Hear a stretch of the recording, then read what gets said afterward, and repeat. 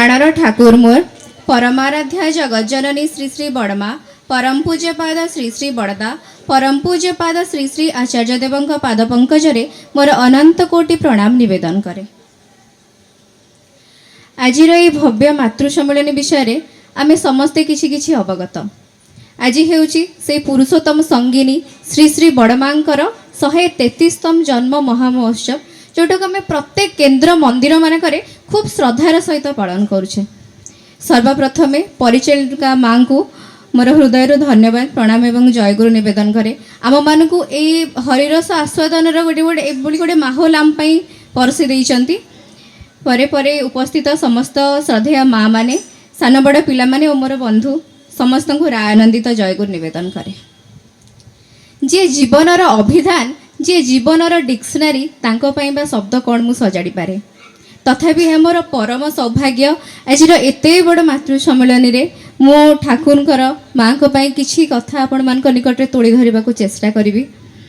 जेतेबेले लिलीमा मते कहिले निरुपमा तमे आज प्रारंभिक सूचना रखिबो आगुरु जाजन करी सुधा एमती गहली आउ माइक आउ कैमेरा ए सब देखिले मो गोड़ पूरा थरला। मुझे नाई माँ मु करि परिबिनी कहीं आपण एत बड़ दायित्व मते दउछंती मु पारिबिनी आपण आउ का कहतु मु कहि परिबिनी मोर काली भी परीक्षा अछि मु जिबिनी।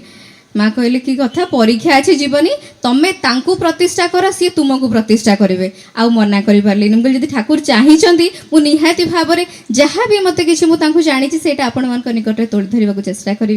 लिली माँ घरे जाए बसी थाए 11टार शुणिली 11टा 12टा गोटे माँ बाहर की आस मुझे बस थाए।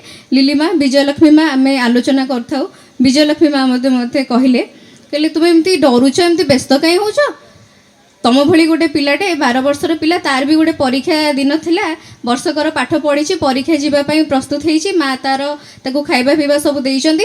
पिलाटी जमती आम समस्ते टिके भल काम करने को गले कि आरंभ करने को गले ठाकुर पाखे नाम करूँ पिलाटी मध्य ठाकुर घरे बसी नाम करुच्ची नाम रे एते मग्न हो जाइए तार मने ना तार परीक्षा समयटा विलंब हो गला। जिते से हठात आखि खोली समय देखुची अरे मोर समय विगत हो गला मुझे जाकि परीक्षा देवी से तो स्कूल अभिमुखे दौड़ी मन में भावुची कौन कहे गुरु कौन शिक्षक कौन कहे टीचर अलाउ करेंगे कि नहीं मु परीक्षा दे पारि कि नहीं एत दिन पढ़िली पढ़ला जदि किसी न करी परीक्षाटा मोर वृथा जीव आज दिनटा मुझे लेट हो गली ठीक बोधे मोरी भाया से भावुव मु गले कौन कहि ठाकुर कथा कौन कहि मु से जमती जाकि पहुँची शिक्षक कहते अरे तुम ये व्यस्त कहीं हो तुम तो एवं जाइल परिश्रा करने धई सही कहीं आस आराम से आस परीक्षा तो लिखुच एत व्यस्त कहीं पिलाटी हतबाक हो जाइए परीक्षा खाता मु परीक्षा लिखी जो जाई डेस्क पाखे बसी तार रोल नंबर फिलअप होती तार आंसर लिखाई ताले भावतु जितेबले आम परम पिता पाखे युक्त हुए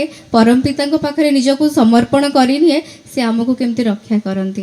जमती ओडियार गोटे भजन थिला धेनु पछे पछे बसा गम्भे क्षीर लोभे भकत पाखरे मुही थाए से भावे ये ईश्वरवृत्ति नाम ध्यान स्वरूप आम ठाकुर को केमती आम पाखे बांधी रखीचे। ठाकुर ये टिके कृपा आम केमती पाई पारुचे ईश्वरवृत्ति माध्यम रे नाम ध्यान स्वरूप। आज तो से पुरुषोत्तम संगिनी बड़मा तांकर 133तम जन्म महामहोत्सव माँ को कथा बा कौन कह जाय पारे। यही श्रावण मास 1894 मसीहा एप्रिल मास 30 तारिख सकाळ 8:50 रविवार माई धरापृष्ठ को अवतरण करती माँ त्रिनयनी देवी औरसर से माँ एवं ठाकुर गोटे वृत्तर दुईटी कलिका स्वरूप दुईटी भिन्न देह हो पारे किंतु आत्मा तांकर गोटे। ठाकुर कहती जदि तुम ये ठाकुर जदि नारी स्वरूप नहीं आसती तेबे तांको स्वरूपटा ठीक बड़ माँ परी बड़ बों परी होइथिबो। माँकर ये अगाढ़ भक्ति माँ एते जे ठाकुर को भल पाती और ठाकुर ये भाव में माँ पाखरे थिले से भक्ति रे से सम्मान रे से सेवारे। माँ को गोटे कथा मन पड़े माँ को आखि खराब थाए श्री श्री बड़दा पाखरे ठिया होती आई ड्रप धरी माँ आपण आखिरे ड्रपटा पकईदेवे आपन टिके मुंड ऊपर को करंतु। माँ कहले नाई मुझे एमती करी तुम्हें पकई दियो कहले नाई नाई तुम एमती कर मुंडटा ऊपर टेकिले मु पकईदेवी ठीक से। माँ कहते नाई ना मो मुंडर ओढ़ना काले खसीज मुझे पकई दियो। श्री श्री बड़दा कहते ये तो बापा नहांती ये तो बापा ना तुम कहीं संकोच कर ओढ़नाटा मुंडर खसीज बोली ना रे तो बापा सीना ये नहांती किंतु मो ओढ़नाटा मुंडर खसीगले प्रति असम्मान हम ଠାକୁରଙ୍କର ଅନୁପସ୍ଥିତିରେ ମଧ୍ୟ ମା କେବେ ଠାକୁରଙ୍କର ଅସମ୍ମାନ କରିବାକୁ ଚାହିଁ ନାହାନ୍ତି। ତ ଏଇ ଶିକ୍ଷା ଆମେ ଆଜିକା ସମାଜରେ କେତେ ଜିନିଷ ଦେଖୁଛେ, ଖୁବ୍ କମ୍ ହିଁ ଭଲ ଦେଖୁଛେ, ବହୁତ କିଛି ଖରାପ ଦେଖୁଛେ। କାରଣ ଶିଖେଇବ ଆମକୁ କିଏ, ଆମ ପାଖରେ କିଏ ଅଛନ୍ତି? କିନ୍ତୁ ଆମେମାନେ ବଡ଼ ସୌଭାଗ୍ୟ ଆମର, ଆମ ପାଖରେ ଠାକୁର ଅଛନ୍ତି, ମା ଅଛନ୍ତି। ଠାକୁର ମାଙ୍କର କେତେ କେତେ କଥା ଆମେ ଦେଖୁଛେ। ମାଙ୍କର ଆଉ ଗୋଟେ କଥା ବି ମନେ ପଡ଼େ, ଯେତେବେଳେ ହିମାୟତପୁର ଛାଡ଼ି ମା ଦେଓଘର ଆସନ୍ତି, ବାଟି ବାଟି ସମ୍ପତ୍ତି ଛାଡ଼ି ଦେଇକି ଆସୁଛନ୍ତି ହିମାୟତପୁରରେ, ସେତିକି ଟିକେ ନିଘା ନାହିଁ। କିନ୍ତୁ ଅଣ୍ଟାରେ ଖୁଚିକି ଆଣିଛନ୍ତି ଓଲୁଅ ଗଜା ଖଣ୍ଡେ। କାହିଁକି ଆଣିଛନ୍ତି? ଯେତେବେଳେ ନୂଆ ନୂଆ ଦେଓଘର ଆସିଛନ୍ତି, ଠାକୁରଙ୍କର ଇଚ୍ଛା ହେଲା ସେ ଓଲୁଅ ଦିଆ ଟିକେ ଖଟା ମିଠା ତରକାରୀ ଟିକେ ଠାକୁରଙ୍କୁ ଖାଇବା ପାଇଁ। ଠାକୁର ଯେତେବେଳେ ଇଚ୍ଛା ପ୍ରକାଶ କରିଛନ୍ତି, ମା ସାଙ୍ଗେ ସାଙ୍ଗେ ତିଆରି କରି ଦେଇଛନ୍ତି। ଠାକୁର ଆବାକ, ଆରେ ନୂଆ ତୁମେ ଦେଓଘର ଆସିଛ, ଓଲୁଅ ତୁମେ ପାଇଲ କେଉଁଠୁ? ମା କୁହନ୍ତି, ମୁଁ ଅଣ୍ଟାରେ ଖୁଞ୍ଚିକି ଟିକେ ଆଣିଥିଲି। ତାହେଲେ ଦେଖନ୍ତୁ ଠାକୁରଙ୍କର ମନ ମାଫିକ, ଠାକୁର କେମିତି ଚାହାନ୍ତି, ଠାକୁରଙ୍କୁ କ'ଣ ଦରକାର, ମା କେମିତି ସଜାଡ଼ି ଦିଅନ୍ତି। ଠାକୁର ଟିକେ ଛିଙ୍କ ହେଲେ ମା କାମିଜ ବଢ଼େଇ ଦିଅନ୍ତି, ନାହିଁ ପିନ୍ଧ କାଳେ ସର୍ଦ୍ଦି ବଢ଼ିଯିବ ବୋଲି। ଅନେକ ପ୍ରକାରେ ଠାକୁରଙ୍କ ପ୍ରତି ମାଙ୍କର ସମ୍ମାନ। এই ସମ୍ମାନଟା ଯେ କେବଳ ମାଙ୍କର ଠାକୁରଙ୍କ ପ୍ରତି ନୁହଁ, ଠାକୁର ମଧ୍ୟ ମାଙ୍କୁ ସେଇଭଳି ଭଲ ପାଆନ୍ତି। ଠାକୁର ବହୁତ ସମ୍ମାନ କରନ୍ତି ମାଙ୍କୁ। ଗୋଟେ କଥା ମାଙ୍କର ଠାକୁରଙ୍କ ମନେ ପଡ଼େ, ଥରେ ମା ରୋଷେଇ କରିଥାନ୍ତି, ଶାଗ ଭାଜିଥାନ୍ତି। ଶାଗ ଭାଜିଛନ୍ତି, ଠାକୁର ଖାଇବାକୁ ବସିଲେ, ମା ପରସୁଛନ୍ତି। ଠାକୁର କହିଲେ, ବଢ଼ିଆ ହେଇଛି ତ ଶାଗଟା, ଆଉ ଟିକେ ଦିଅ। ବଢ଼ିଆ ଲାଗୁଛି, ଆଉ ଟିକେ ଦିଅ। ଏମିତି କହି କହି ଠାକୁର ସବୁତକ ଶାଗ ଖାଇସାରିଲେଣି। କ'ଣ ବହୁତ ବଢ଼ିଆ ଲାଗୁଛି। ମା ମଧ୍ୟ ନିଜ ପାଇଁ ନ ରଖି ଠାକୁର ଯେତେବେଳେ ଆଶା କରିଛନ୍ତି ନାଇଁ ଭଲ ଲାଗୁଛି ଶାଗଟା, ସେ ଖାଇବେ, ଠାକୁର ଖାଉଛନ୍ତି।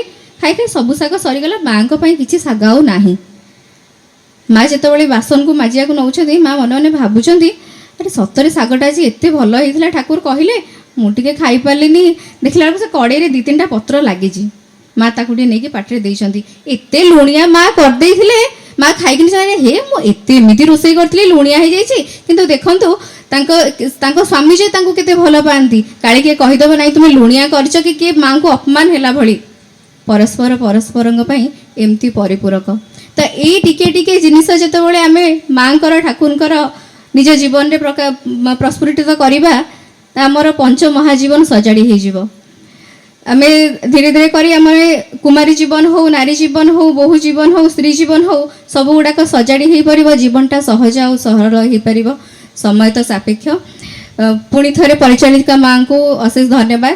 ତାଙ୍କର ପ୍ରେରଣା, ଲିଲି ମାଙ୍କର ପ୍ରେରଣା, ଠାକୁରଙ୍କର ଆଶୀର୍ବାଦ ପାଇଁ ପୁଣି ଗୋଟେ ମୁକ ବାଚାଳମି କରୁଛି, ପୁଣି ଗୋଟେ ପଙ୍ଗୁ ଗିରି ଲଙ୍ଘନ କରୁଛି। ସମସ୍ତଙ୍କର ଉତ୍ତରତର ଉନ୍ନତି କାମନା କରେ। ଠାକୁର ହାତ ଧରି ମୋର ନେଇ ଯାଅ ପ୍ରଭୁ, ପଥ ମତେ ଜଣା ନାହିଁ, ଫୁଲ ଥାଉ ଅବା କଣ୍ଟା ମାଡ଼ୁଥାଏ, ତୁମେ ଥିଲେ ଭୟ ନାହିଁ, ତୁମେ ଥିଲେ ଭୟ ନାହିଁ। ବନ୍ଦେ ପୁରୁଷୋତ୍ତମ।